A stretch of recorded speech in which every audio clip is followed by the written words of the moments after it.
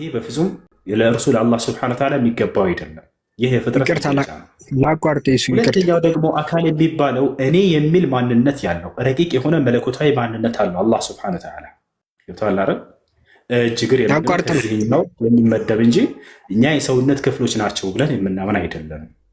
ይሄን ይመስላል። ቀጥል። ስለዚህ አሁን ጥያቄ አንድ ልጠይቀህና ልወጣ ነው፣ ስልኬ ባትሪ ሊዘጋ ነው። ስለዚህ አላህ ምንድን ነው ማለት አላህን አይቶት የሚያውቅ ሰው አለ የለም? ስለዚህ አላህ ምንድን ነው ብለን እርሱ መለኮት ነው። ታይቶ አይታወቅም። አምላክን ማያየ አንድስ እንኳ የለም። እንደ ቁርአንም እንደ መጽሐፍ ቅዱስም ይህን ያሳያሉ። አምላክን ያየ የለም። አዎ ማንም የለም። ነቢያት በትምህርት ደረጃ ነው ያስተው ካየ ነውማ ለምን እመኑበት ተባለ። ባላየነው ነገር እኮ ነው ምን የሚባለው? እምነት ብሎ ማለት ባላየኸው ነገር ነቢያት የነገሩህን ትምህርት ሰምተህ እንድታምን ነው። መልአክ የሚባሉ እንዳሉ እናምናለን። ግን አይተናቸው ነው ወይ? አላየናቸውም። አላየንም ማለት የሉም ማለት ነው? ላ በፍጹም። አምላክንም እመኑ ስንባል ጊዜ መገለጫውን ባህሪያቶችን ነግረውን እንጂ ሂደው ነቢያቶች አይተው አይደለም። ገብተዋል አይደል? ካየ ነው ማመኑበት ማለት አያስፈልግም። አላህ ፀሐይ የምትባል ፍጡር እንዳለች እመኑ አላለም። ለምን? እያየናት ስለሆነ። ሰማይ የሚባል ፍጡር አለ እመኑ አላለንም። ለምን? እያየ ነው ስለሆነ። ጨረቃ የሚባል ፍጡር አለ እመኑ አላለም። ለምን? እያየ ነው ስለሆነ። የማናያቸው ነገራቶችን ግን አንስቶ በመላእክቶች እመኑ ይለናል፣ በነቢያቶች እመኑ ይለናል። አላየናቸው፣ እነዚህ አልፈውናልና። በመጽሐፍቶች እመኑ ይለናል፣ በአምላክ እመኑ ይለናል። ኢማም በደንብ አስተምራች።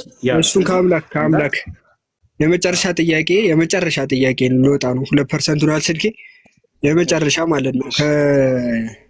ለማን ነው መጽሐፉ የወረደው? ቁርአን የወረደው ለነብዩ ሰለላሁ ዐለይሂ ወሰለም፣ ለነብዩ መሐመድ። በማን እጅ ጽሑፍ ነው የተጻፈው ቁርአኑ?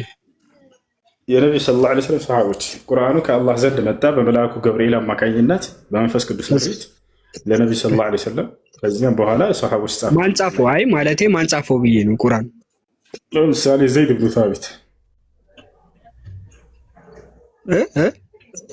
ብኑ ታቢት ነብዩ ሰለላሁ ዐለይሂ ወሰለም ዘይድን ና ቁርአንን ጻፍ እያሉ አስተማሩ። ዘይድ ሰው ነው ወይስ ምንድን ነው? መልአክ ነው? ዘይድ ሰው ነው? ሰው ነው። ሰው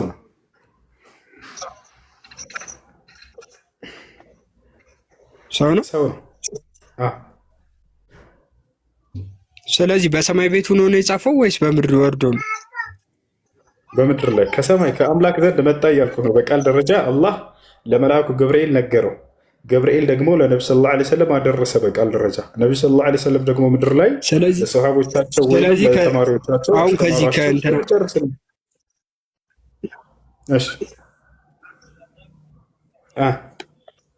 ከመሐመድ ውጪ አሁን ቁርአን ልክ እንደሆነ ማን ነው ሊያረጋግጥልን የሚችለው? አንድ መለኮታዊ መጽሐፍ የሚረጋገጠው በምንድን ነው ከተባለ አንደኛ ያ መለኮታዊ ራእይ የሚመጣው በመንፈስ ቅዱስ ምሪት መሆን አለበት። ገብቶሃል አይደል? ቁርአን የመጣው ይሄን መስፈርት አሟልቶ ነው፣ በመንፈስ ቅዱስ ምሪት ነው። ወደ እርሱ ደግሞ ያንን ቃል ሊገልጥለት የሚገባው መልአክ ነው። ያም መልአክ ወደ ነቢያት የሚገለጠው መልአኩ ቅዱስ ገብርኤል ነው። ቁርአን ይሄን መስፈርት አሟልቶ ነው የመጣው። ገብቶሃል አይደል?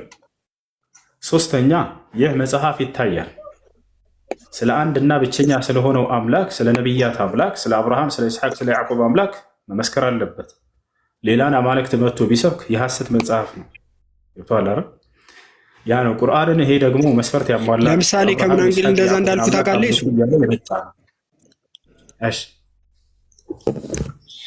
አሁን ፍቅር ሲዝም አለ አይደለ?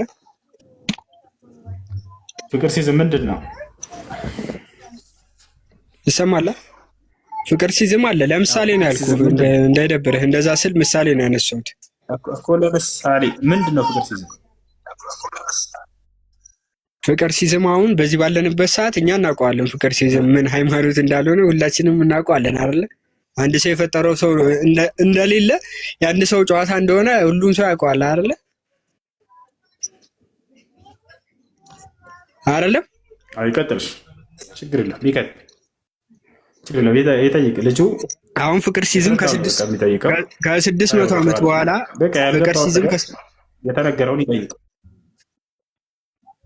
ከ600 ዓመት በኋላ አሁን ፍቅር ሲዝም ሙስሊሞች ምንም ያደርግልህ እንዳለብኝ ያውቃለሁ። እሺ ከፍቅር ሲዝም በኋላ አሁን ከ600 ዓመት በኋላ የፍቅር ሲዝም ይባል እኛም እንጠፋለን። ሁሉም ሰው ይጠፋል አይደለ? በተከታታይ ሁሉም ሰው በጣም ብዙ ትውልድ ይጠፋል። በጣም ብዙ ትውልዶች ያልፋል ማለት ነው። እና አሁን ይህን ሃይማኖት ትክክል መሆኑን በዛ ሰዓት ለሚኖረው ሰው እንዴት ነው ማረጋገጥ የሚቻለው? ከፍቅር ሲዝም መስራች ውጪ ይህን ሃይማኖት እንዴት ነው ማወቅ የሚቻለው? በጣም ጥሩ። ለምሳሌ ክርስትና ብዙ አይነት መስካሪዎች አሉት። ከአምላክ ዘንድ እውቅና ሲኖረው እና ከነቢያት ዘንድ ልመልስልህ አንድ ሃይማኖት ትክክለኛ ነው ሊባል የሚችለው በአምላክ ሲደነግና በነቢያቶች ሲመሰከርለት ዘንድ ነው። አይደለም ዳዳ ነው? ይህን መስፈርት ይዘን እንሂድ። በጣም ጥሩ። ይህን መስፈርት ይዘን ሂደን ክርስትና ነው ወይንስ እስልምና ነው ወይንስ ፍቅር ሲዝም ነው በአምላክና በነቢያቶች ምስክር ያገኘው የሚለውን አሁን ልናይ ነው። ገብቶሃል አይደል? አሁን አንተ ክርስቲያን እንደመሆነ እኔ በአንተ መጽሐፍ ላይ ጣልቃ አልገባም። ሙስሊም እንደመሆኔ ከቁርአን ያስረዳሃለሁ።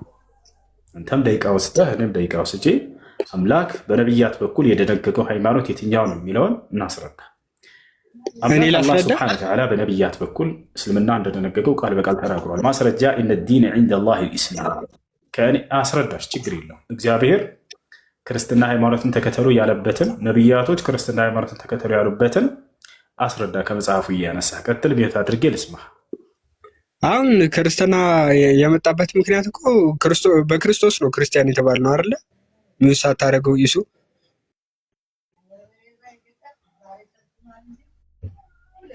አይሰማም? ቀጥል እንጂ እየሰማህ ነው።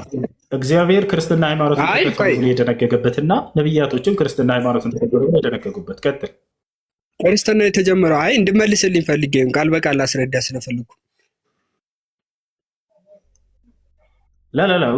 በቃ በደቂቃ አደረግ ነው። አንተ 2 ደቂቃ ወስደህ አስረዳውን። ሂድ። እግዚአብሔር ክርስትና ሃይማኖትን ተከተሉ ያለበትና ነቢያቶች ክርስትና ሃይማኖትን ተከተሉ ያሉበት ወይንም አንድ ነቢይ እኔ ክርስቲያን ነኝ ያለበት። ቀጥል፣ ሂድ። 2 ደቂቃ አለህ፣ ጀምር፣ ሂድ። ስልኬ ባትሪ ሊዘጋ ነው። አሁን በቃ ዘጋ። ኧረ አልዘጋም። ተው፣ ማስረጃውን አምጣ። ተው። ማስረጃ እመጣልሃለሁ፣ ነግሬሃለሁ። ቅድም እዛው አሁን የፈጠርኩት ነገር እንዳልሆነ ነግሬሃለሁ። አሁን በቃ ይዘጋል ብዬ ነው አለማወቅ እንደተሄደ። ችግር የለውም ወይ መልሼ እመጣና ላስረዳ። ችግር የለውም። እግዚአብሔር የትኛውን ቦታ ላይ ክርስትና ሃይማኖትን ተከተሉ ብሎ አልደነገገውም፣ አያውቀውም። ነቢያቶች ልጻፍና አልደነገጉትም። ቆይ አንዴ፣ እስልምና ግን አላህ እስልምና ሃይማኖትን ተገደሉ አንዴ ሜት አድርግ አልዘጋም እንደ ባትሪው ሲላል አላህ ግን ቃል በቃል በቁርአን ላይ እስልምና ሃይማኖትን ተከተሉ ብሏል። ነቢያቶችን በቁርአን ላይ እስልምናን ሃይማኖት ተከተሉ ብለዋል። ስለዚህ ፍቅር ሲዝም ጋር የሚመሳሰለው ማን ነው? አምላክና ነቢያቶች የማያውቁት የሆነው ክርስትና ነው። አንተ በራስህ ጊዜ አመጣህ ወደዚህ። ለፍቅር ሲዝም ተስማሚ የሆነው ሃይማኖት ክርስትና ነው። ምክንያቱም አምላክ ነቢያቶችም እውቅና አልሰጡትም በመጽሐፍ ቅዱስ ላይ የለም። በቁርአን ላይ ግን ስትመጣ አምላክ ራሱ እስልምናን ሃይማኖት ራሱ ደንግጎታል። ነቢያቶችም ራሳቸው ሰብከውታል በቁርአን ላይ። ያሰላም ማስረጃ ቃለ ስብሓነሁ ወተዓላ ኢነ ዲነ ዒንደላሂ ልኢስላም። አላህ ምን አለ? ከእኔ ከአምላካቸው ዘንድ ትክክለኛው ሃይማኖት እስልምና ሃይማኖት ነው አለ። ነቢያቶችስ ምን አሉ? ወላ ተሙቱነ ኢላ ወአንቱም ሙስሊሙን አለ ያዕቁብ። አደራ ልጆቼ ሙስሊሞች ሆናቸው እንጂ አትሙቱ አለ። ያው አላህም ነቢያቶችም ሰብከውታል። ይህን ይመስላል ቅዱሳን፣ ጸጋው የበዛላችሁ